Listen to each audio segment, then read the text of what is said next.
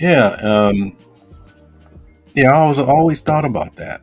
Um, Now I don't know because I haven't really researched this, but as far as how they, how we observe how they always pick these black male political leaders or what have you. Do you think that has always been their method of selection since black men started getting into American politics after slavery, or has it changed up over the years? What do you think?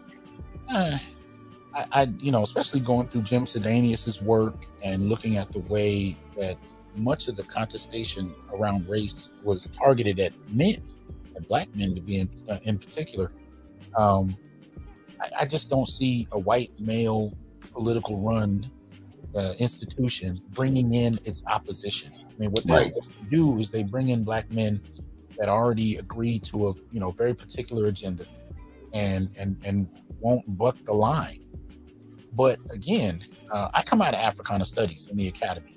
Black Hmm. Studies. Black Studies wasn't created by the Academy. It was created by black students who demanded it. So you get now they're underfunded. Most programs are extremely underfunded. I'm not going to say Black Studies was well celebrated, but my point is that it was developed in response to students. It wasn't developed because it came out of a framework where they invented it. And now there's been a lot of contestation back and forth about the purpose of Black Studies and what it should be, and institutions invest in it for their own purposes. But there's a core group of scholars that are interested in the lives of Black folk.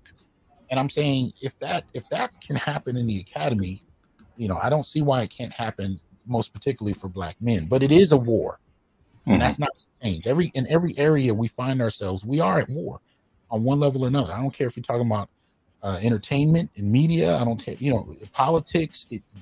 We are at war. Whatever you're going to push to do, there are going to be those that want to control it for their own purposes, and you got to fight for your own autonomy to keep the fruits of your labor to your benefit. So when I advocate for Black men via the manosphere to go into politics, I'm not saying that we're going to be well received and supported off the bat just because we exist. It's going to be a damn war. Right. It already is one. Hmm. So that ain't going to change. But at the end of the day, if nobody else is batting for us, then we got to bat for ourselves. I mean, that's just how I see it. Right. For all people out there, please hit that like button, share, and subscribe. Um, now, now, regardless of the political leanings, it seems that the gynocracy, shout out to BGS with he coined that word in his space, has no issues. I mean, it seems like the gynocracy has no issues with these black men in positions. I mean, I don't know if anybody else have noticed that, but does their selection process of black male leadership tie into the gynocracy? Does it help with, I guess, the gynocracy staying the way things are and keeping those women or what have you in those particular positions? I think it's much the same as it is in the church. Ooh, go into that. You have a pastor, because that's one of the things when you hear Black men accused of having an oppressive patriarchy. One of the examples you inevitably hear is the church. I mean, because the churches have mostly male pastors. But the thing about it is, these male pastors run churches that are predominantly female, right? And much of that is rooted in kind of Christian dogma as far as the position of male. So I think in many ways, Black church has sought to connect with white society via kind of framing our leadership structure, our belief structure in a way that whites can digest. I think that plays a role in it. But Black men do not control the church. They don't. We just have symbolic figureheads in positions. And I think in politics, it's much the same, because any Black male political figure who represents the Black community is your primary political base. Well, the majority of outspoken people that you need to answer to tend to be women. So I think there's a framework there where they have to answer, or at least believe they have to answer to Black women, or else they'll be replaced. So even though their position there by elite whites. At the end of the day, they still have to cater to their own demographic, and that tends to be viewed as black women. So, again, black men need to make their presence felt in a variety of different ways.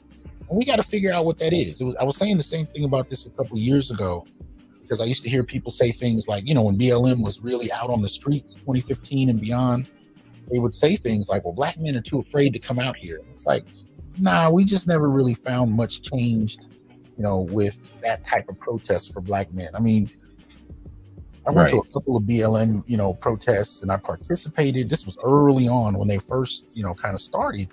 And I would kind of low-key interview brothers and ask them why they didn't participate. And the answer I got back most was like, yo, I got warrants.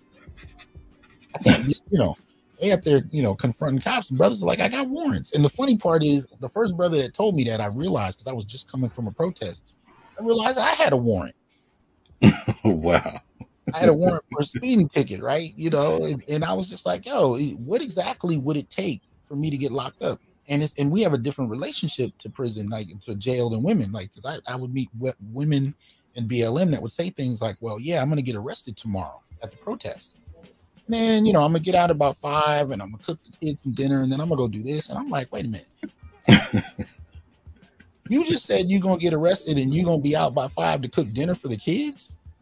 Do you know if I get locked up right now? I've known brothers who got locked up over traffic tickets that they didn't pay and they didn't get out for a month. They were only supposed to spend a weekend. They spent a month. They lost apartments. They lost jobs. They lost the kids. We just have a different relationship. So, standard kind of street protests, black men process that differently. But that doesn't mean it needs to be less valued. We just have to determine what our method is, whether it's protest, whether it's political participation, electoral political participation. We have to figure out what our method is going to be based on the conditions of our lives, right? Realities of our experience, and not use other groups as a measure of how to do things. We need to determine how to do things based on what suits us, and that's a conversation I'm willing to have.